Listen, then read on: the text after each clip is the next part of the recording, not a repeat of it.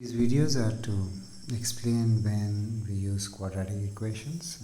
So the first example we'll look at is area. So areas,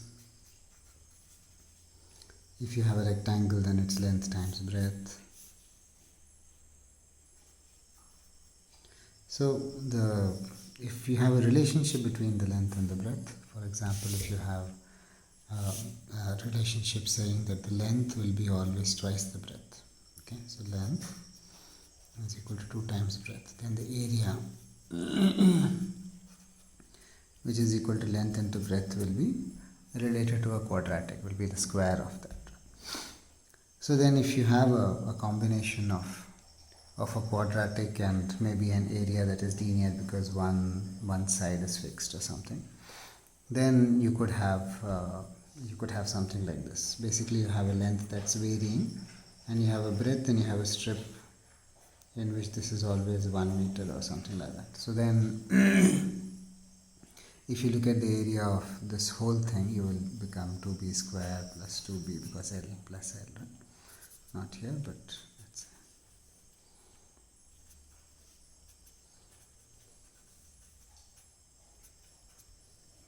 So now you can see that we are starting to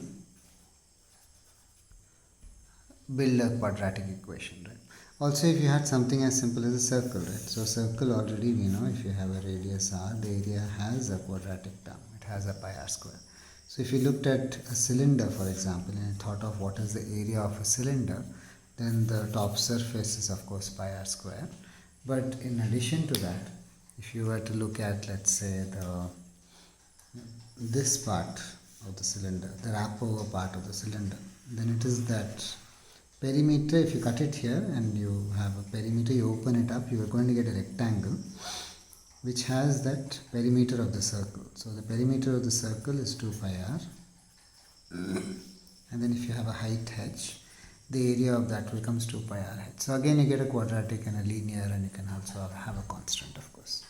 So the questions that are related to area, those in which there is a relationship between length and breadth, or you have something like a circle and so on, will have quadratic equations. A second example of quadratic equations is actually whenever you have a constant acceleration. Okay, so basically the velocity is changing. Yeah, so when the velocity is changing, let's say you have a object that's dropping, or you throw an object in the air with a certain speed, right? You have an object, you throw it in the air, it has an initial speed u. Now we know that gravity is acting downwards, and that has an acceleration, and it keeps slowing this object down. So every second this object is slowing down, it will go up certain distance and then it will fall back down, right? So where does it stop, right? It stops basically where this speed becomes equal to 0. So it starts with the initial speed, but the speed keeps decreasing, and then it becomes, speed becomes 0, and then again starts increasing, and now finally when it's coming down, if there was no friction, then air friction, then you would have the same speed by the time you came down, right? So if you wanted to describe the distance, right, the distance that it covers, so if it is a ball that's thrown up, then with every second t, with time t, the distance that it covers will be ut. But at the same time, you have the half at square, in this case asg, so gt square. So this becomes the distance that will get covered, and how much time it will get covered for is determined by, of course, when u becomes equal to gt, because it's slowing down with time it's slowing down. So the time for which we are looking at will be basically u by g. So this is another quadratic equation that we are looking at, in which you have something like an acceleration which is changing speed, right?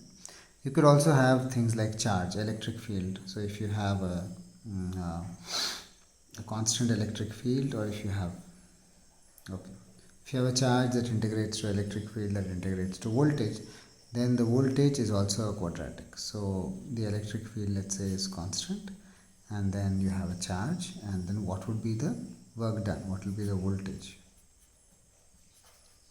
and its electric field itself is because of charge. Okay, at this age you may not have done all that for children, but basically that it's also useful in when you have an electric field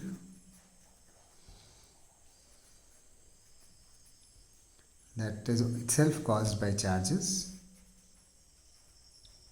So if the charges you have a constant set of charges that are